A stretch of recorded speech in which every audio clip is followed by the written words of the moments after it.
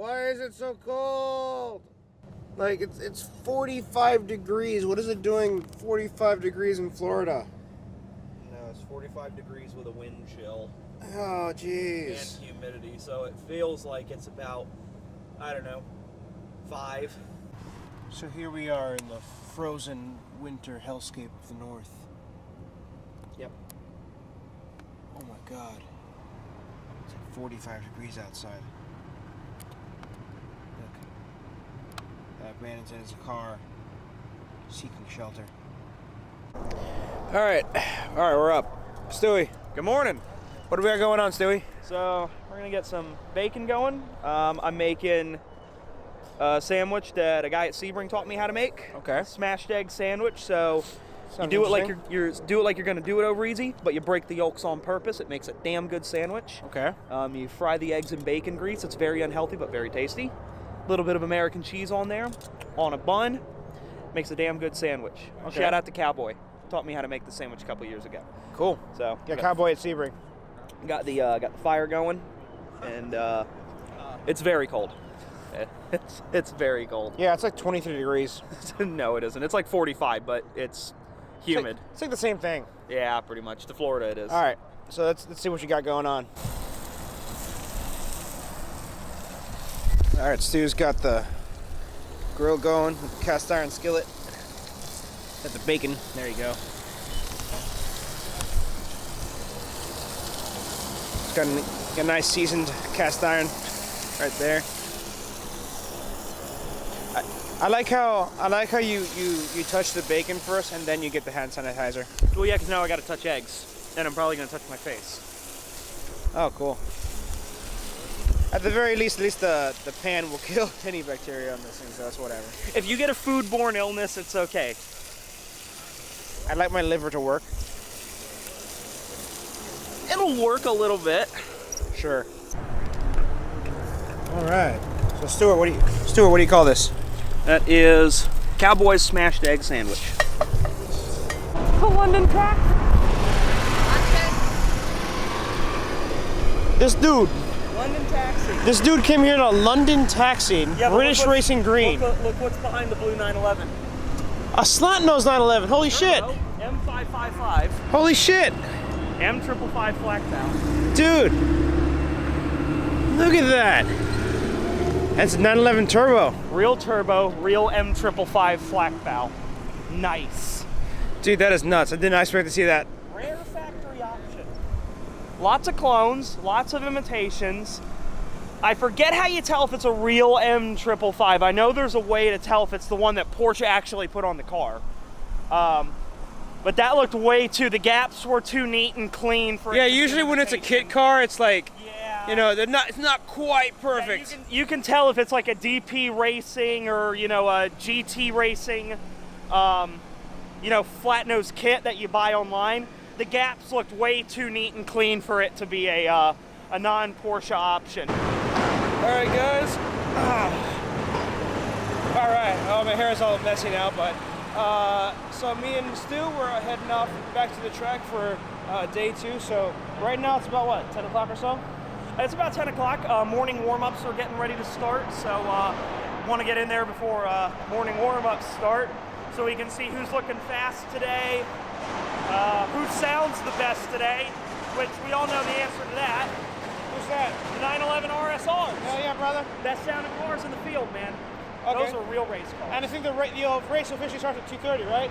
Yes, the race starts at 2:30. All right, rock Or and 2 roll. o'clock, actually. 2 o'clock? No, 2:30, because the broadcast 2:30? starts at 2 o'clock. Okay. So, All right, rock and roll. Hey, another flat nose. There you go. Look at that. Oh, this thing is wild. go Porsche.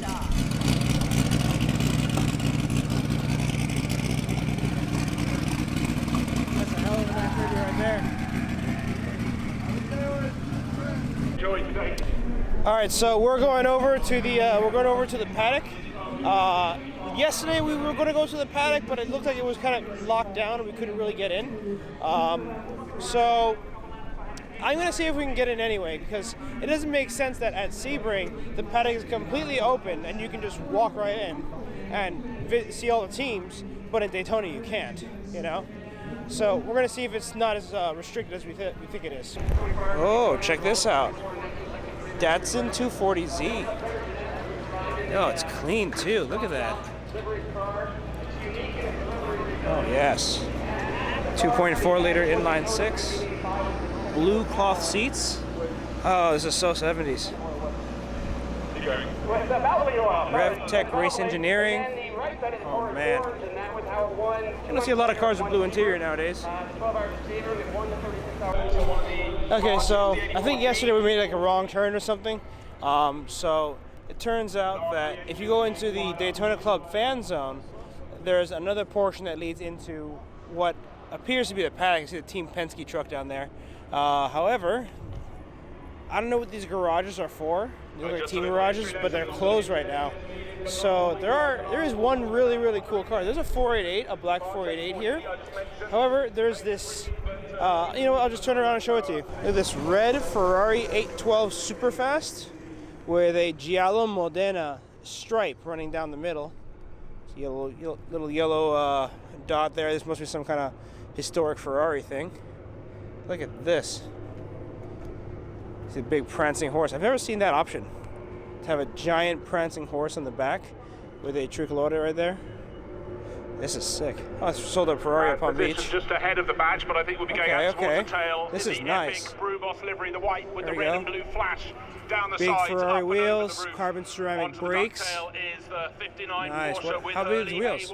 At the wheel. These are He's got a very 20-inch wheels. Okay. Out with him around the circuit. Really cool. Ferrari Club of America member. Anybody to ride around the circuit. Look at that. And here's a small tidbit. So I'm not entirely sure, but see that little tiny prancing horse on the gas cap? That's actually an extremely expensive option to have this little pewter thing. So I know on a Ferrari F430. That was a $700 option. So I can't even imagine what it would be on a 812 Superfast. Okay, so I actually ended up going all the way down there, and it just kind of seemed like it's just kind of like, I don't know, looks like a team parking or something. There's not a whole lot going on. However, I checked with somebody, and he said that if I have a 4-day ticket, which I do, it includes a garage pass. So I should be able to get into the paddock and walk around. So let's see what we do. All right, I'm in. Wow. There's a lot more going on here than it was at any point yesterday. I couldn't find this at all. It wasn't like blatantly obvious. I had to kind of walk around, find the fan zone, and then find this. So cool. Yeah, let's check out some of the cars and see what's going on in the garages. See you later.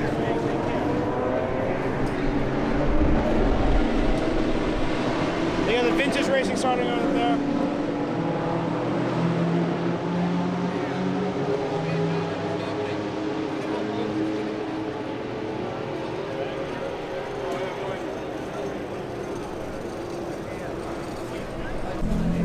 All right, I heard a car startup over here at Core Autosport. Let's see what they've got going on.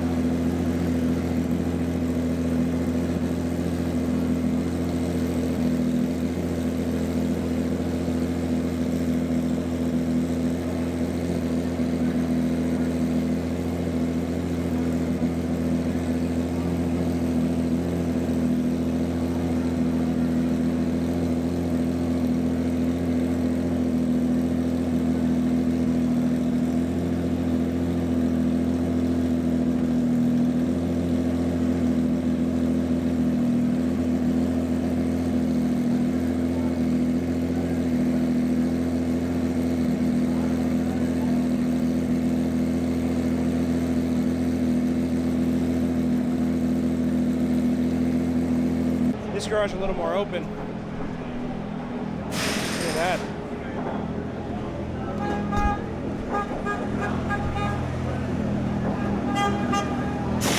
Carbon ceramic brake, got a Brembo caliper.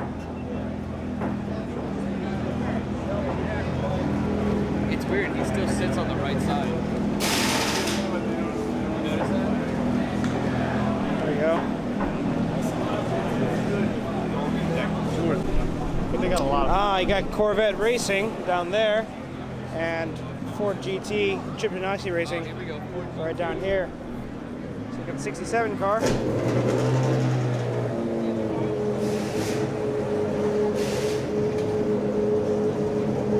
Oh, nice. Got a big diffuser.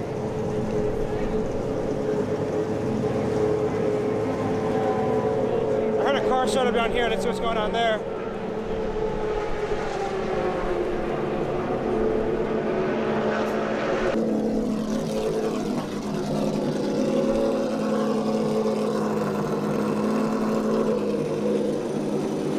Let me turn the microphone around.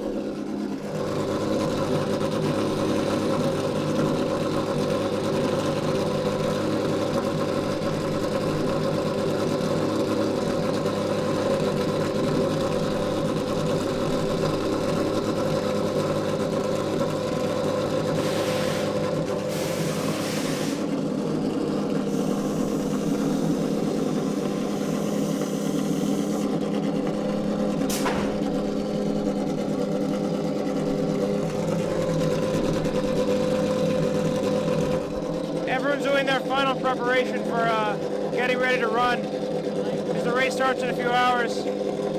Right now they got some vintage racing going on.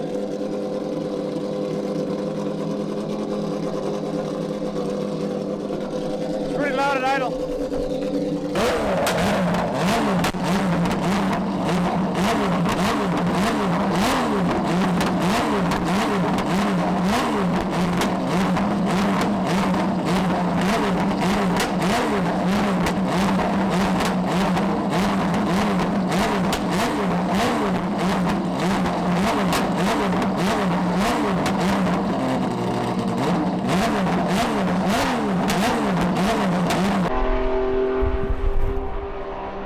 IMSA parts drop.